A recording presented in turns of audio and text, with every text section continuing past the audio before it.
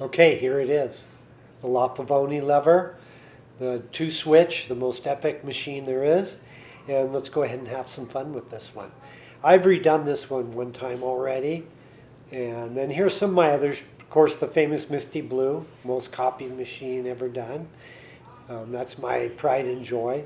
I run it sometimes, but not always.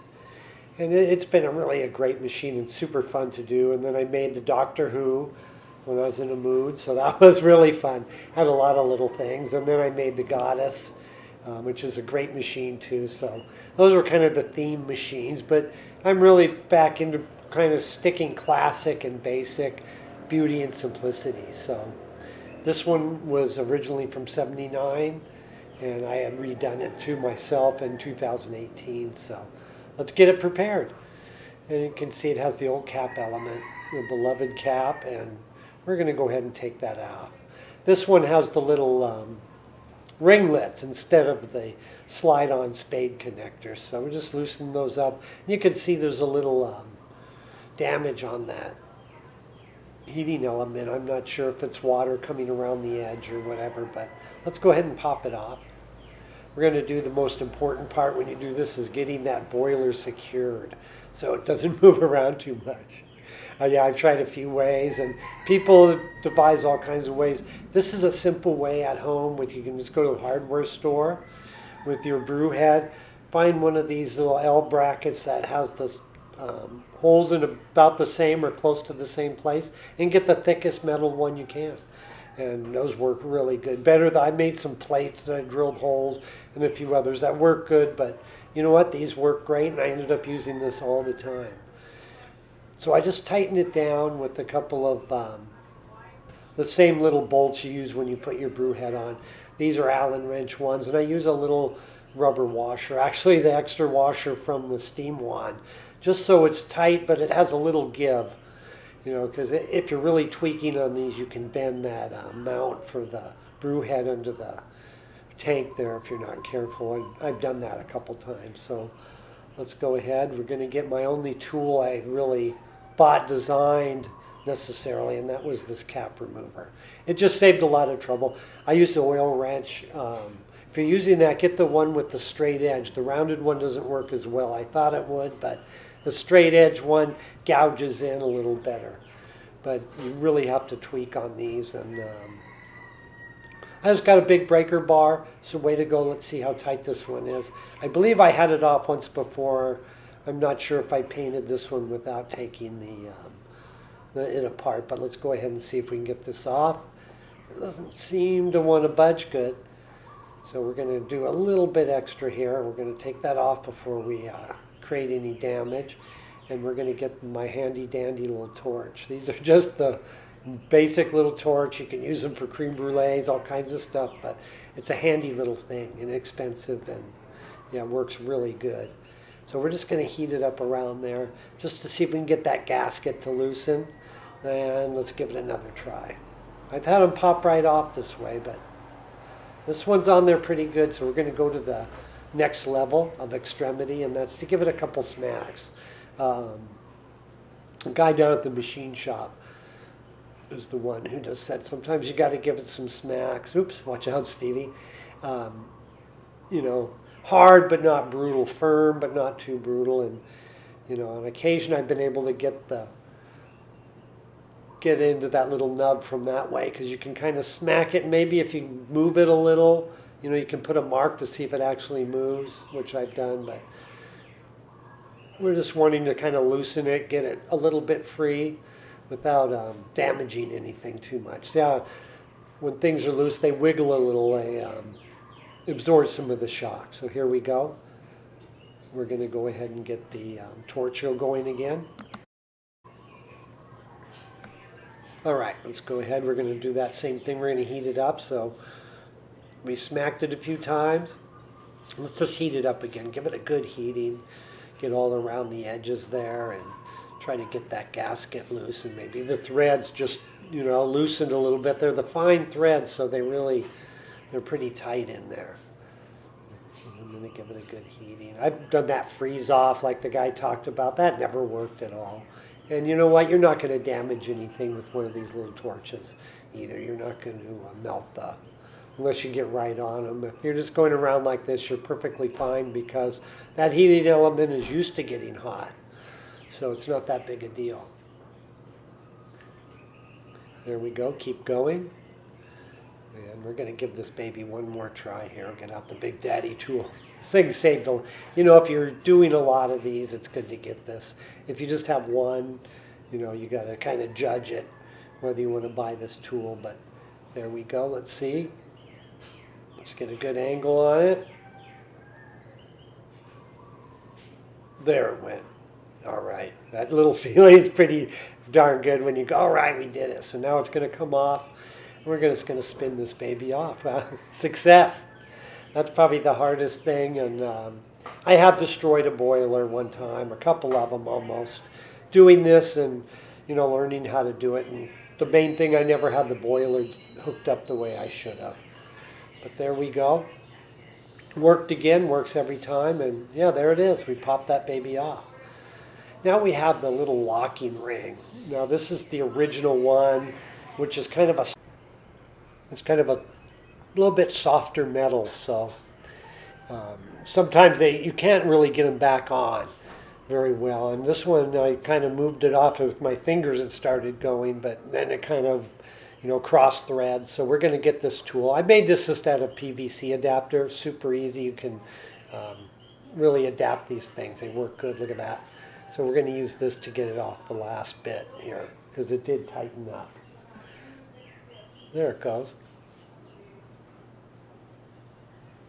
And we can just spin that off. See how it works?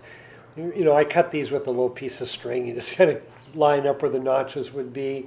Inexpensive, and it works really good at tightening these two. But as we're going to see in the next step, if you're going to use the cap again, get one of the new locking rings. You can order them right online, and you can order that. They make them. I forget what the place is, but they sell all kinds of custom parts. But anyway, you can go ahead and do that, and yeah, there it is. That ring's off. So now we're ready. We did one of the major things.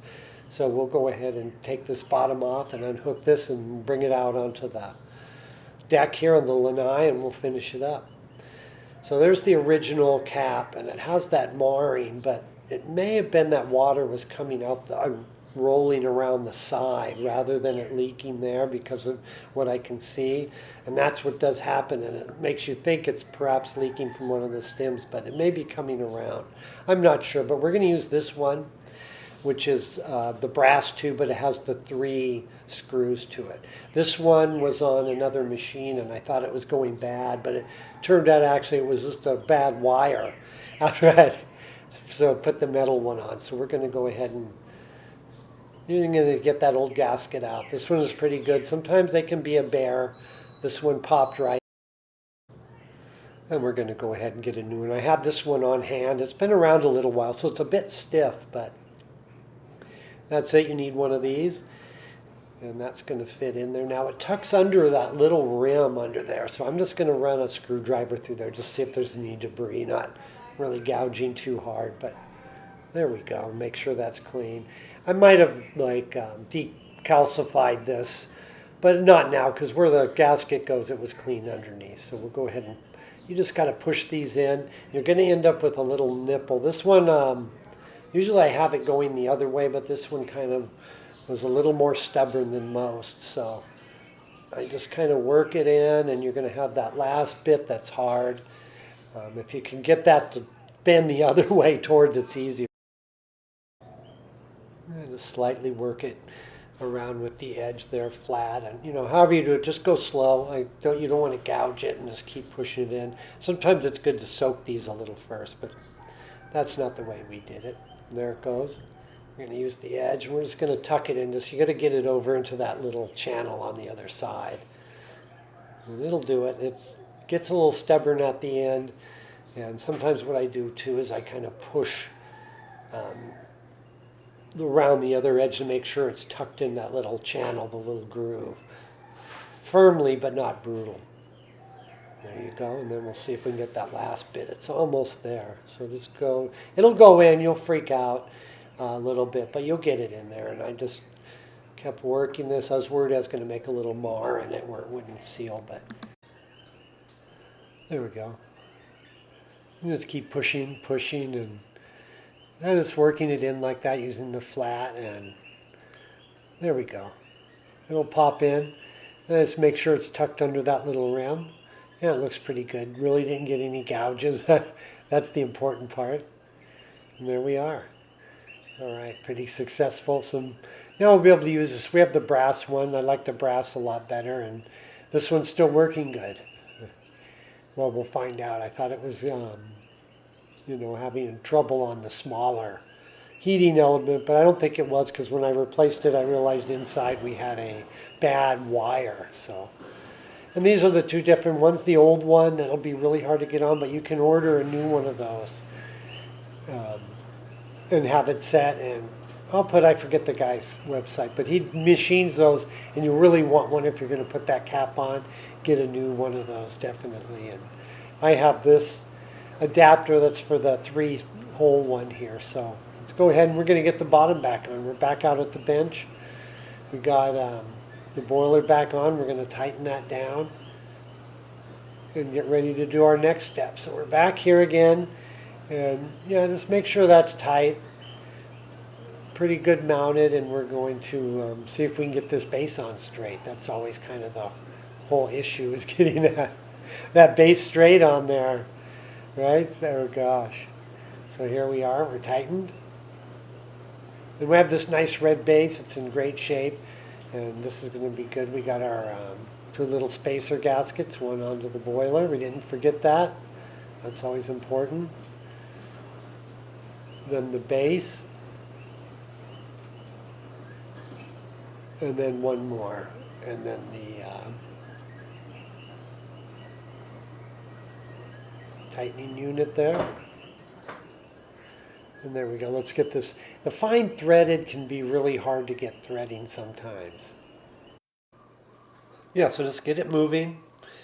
You can see that I back off sometimes. Make sure I have a good initial threading, because the fine thread do tighten up a little bit. And so sometimes you might think you're cross-threaded, but once you're moving, you're pretty good. And these older boilers often aren't perfectly round, so you might hit a tight spot. So we're going to go ahead and get a tool out for this. And it just so happens the same tool from Stefano's will adapt over to this ring, or any ring. So we'll go ahead and do that here. And then we're going to get this baby tightened up and on and see if we can get it straight. That's kind of the challenge. But the pegs come out. There's 4 of them. 3 of them remove. 1 of them can remove too, but I got it in there a little tight. But I just take these out. The 3 screws I take out first that hold the plate on, and then I take off 3 of the pegs, which then they will go into the 3 holes where the 3 screws were. But we'll go ahead and do that just so you can see how it's done in case you get one of these tools. They're pretty versatile. If you're messing around with it a lot, it's probably worth to get one of these. But again, if you're just doing one, you may want to try the oil wrench and a couple other things to see if you can get that cap off. Sometimes they pop off easy, and sometimes they're a little bit. And I'm going to see if I need these pliers to loosen this, but nope, it comes right off. And I'm just going to take one. That's the peg that I have the pliers on, is pretty tight, but the other 3 can just go out by hand. I have them that way. And you can see they just go into the corresponding 3 holes here on the tool. So we're going to do that, then we're going to get this plate put on.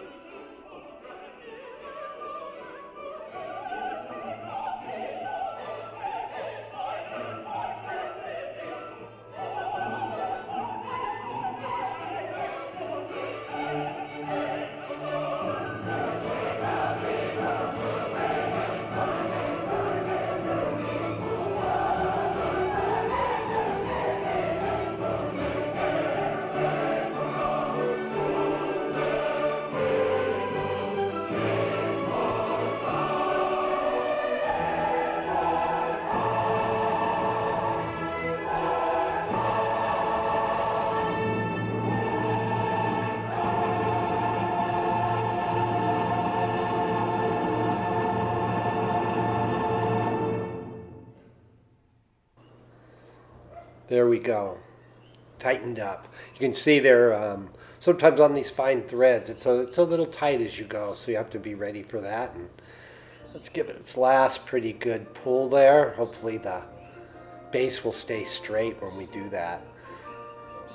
Looks pretty good. And just eyeball it. I think sometimes if you try to get too measury, it's almost harder to do, but God, it looks pretty darn good. So we're gonna just give her one last nice little tweak down just to make sure they always loosen up no matter how you do all that anyway, sooner or later. But anyway, I got it pretty tight for now. And we'll go ahead and take this baby in. We're gonna have our two big construction jobs are done. Now we're going to go in and finish it up. I have a couple parts I ordered, so they're going to come in, and yeah, let's go ahead and finish this baby up. It's pretty nice. We'll get the 2 screws off, and there she is. Looks good. And darn, guys, I think it's maybe one of the best alignments I've done. Anyway, there it is. Worked out pretty good. So let's go on in. There we are, most excellent. Let's just fit this on in.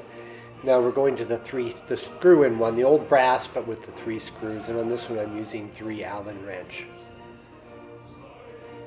instead of the bolt-on, the little bolts you get. So there we go. They're going to slide in, and it's kind of, I just go around kind of like if you ever did an old Volkswagen and put a new had the head done or something. You know that there's a little pattern with the screws that you do to make sure it doesn't leak. But similar here, but you kind of go in a circle crossover, and I try to bring them each to about the same stiffness, and then I go around and keep tightening the best I can, and try to keep it as even as possible, because they can be a little quirky in getting to seal sometimes, but you can get it sealed. Sometimes it might even take once or twice, but what we'll do is tighten this down.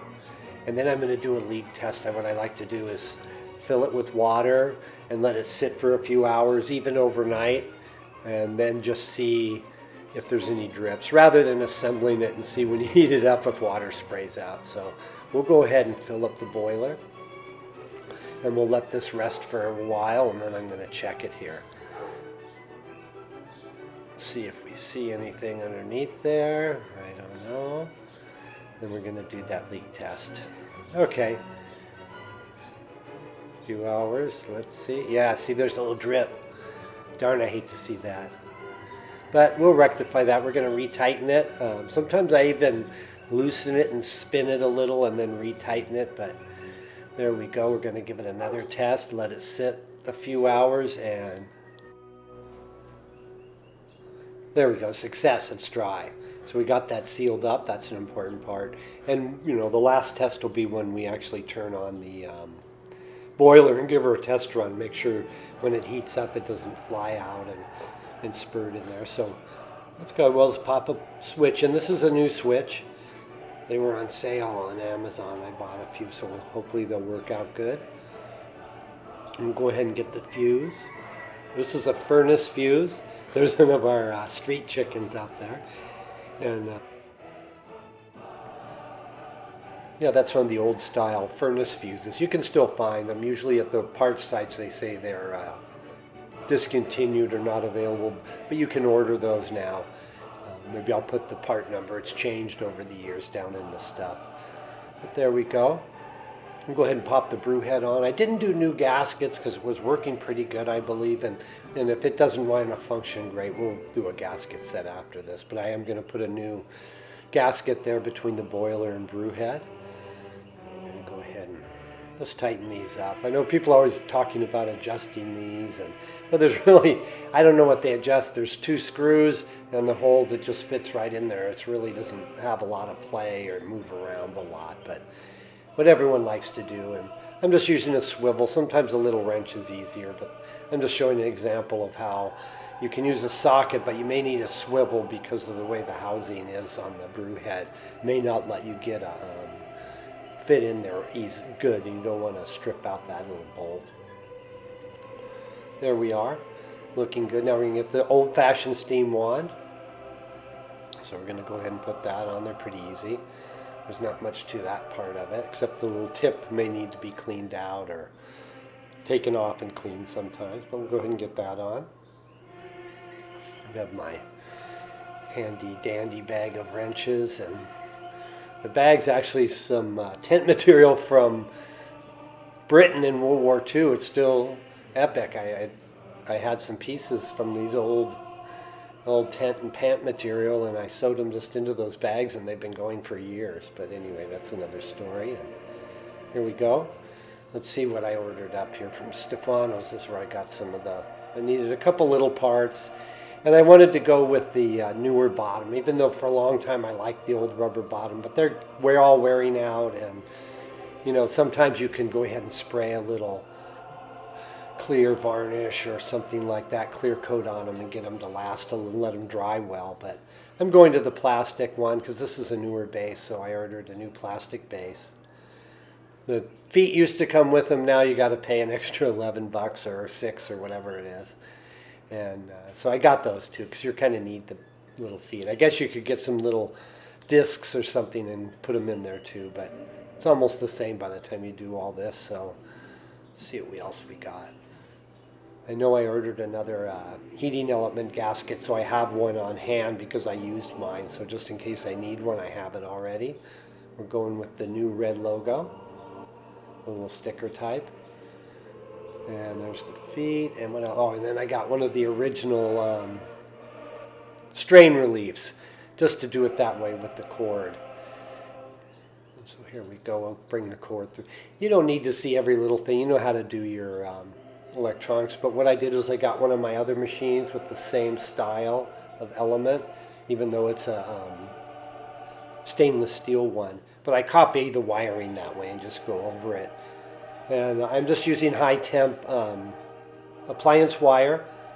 You just, you know, it's more than regular wire, but you don't really need all the little coats and covers and everything. And then I ordered the little white plastic tips that cover the spade terminals, and I ordered those from England for some reason.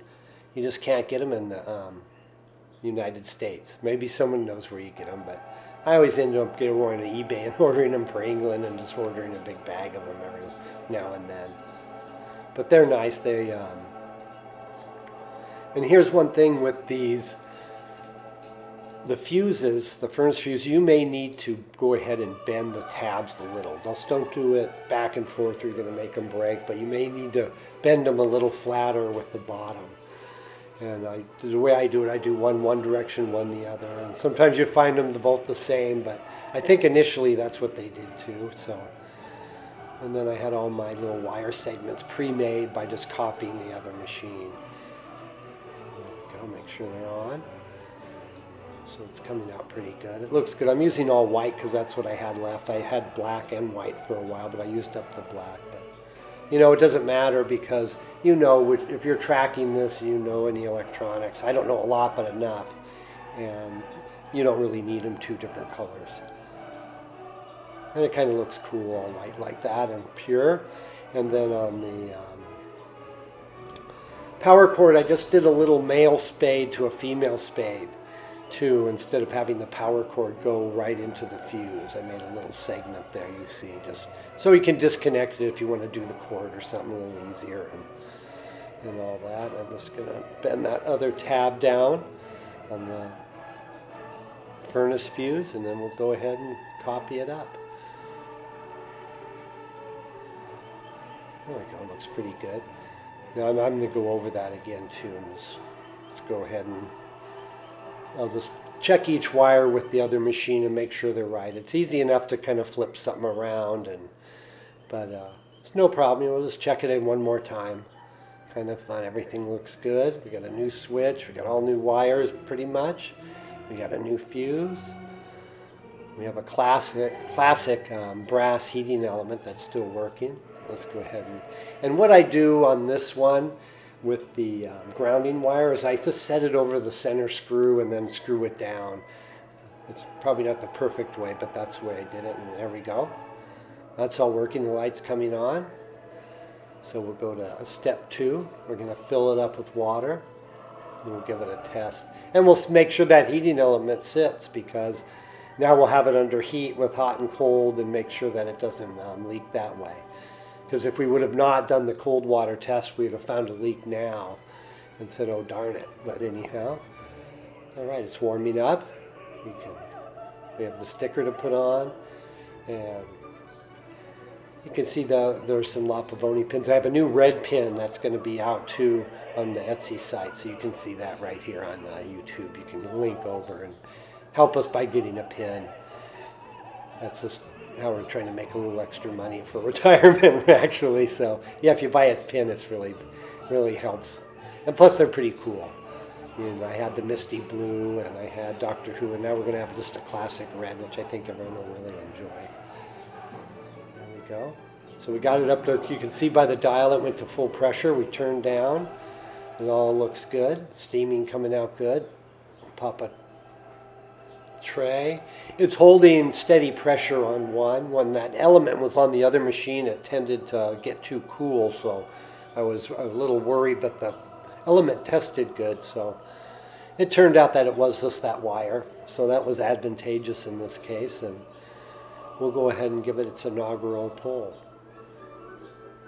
Now when I do new gaskets and all that, the first pull, the first coffee I make with it, I throw away and then rinse everything, just as a tradition, just because I read it once. That's a good way to do, especially after you clean something. You're supposed to do that too, just to kind of resend it, but I do it as a tradition.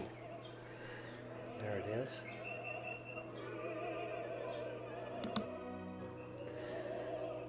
Yep, there it is, beautiful as can be.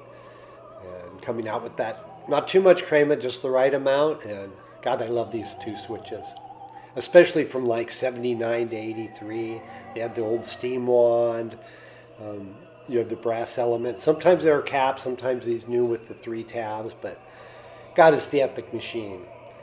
I know everyone has their little overheating, but I think these heat the right way, and the ones with the pressure stats never quite get hot enough. But anyway, I know people get a little militant about those subjects, but that's okay. But all right, now let's just double check this one more time for leaks, just in case, which is always a good idea, because later you can be on the counter and you see water everywhere and go, darn it. But there we go.